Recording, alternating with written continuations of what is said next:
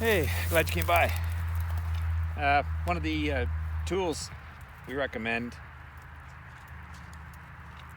for when you're working with a Pullerbear, because you get in a lot of gnarly areas like this, where if you need to get at this plant from that angle, these branches are all bent over and they're in your way, so it's handy to have. This is 7-inch folding pruning saw, so you can actually get in here and clear some of these out so you can access the stem of the plant with your Pullerbear. So this is really sharp. You can see it doesn't take much to get through. Even this, it's about 1.25 inches.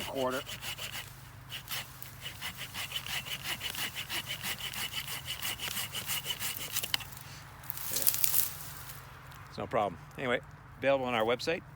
They're $19.99 and they ship free with any Pullerbear purchase. And you need to buy a Pullerbear to get this, because we sneak them into the package. So when you order a Pullerbear, consider getting yourself this handy little device. Like I said, it's folding. It's 3 settings, and it's handier than heck when you're out trying to get at these stems so you can pull them out. Anyway, thanks for dropping in.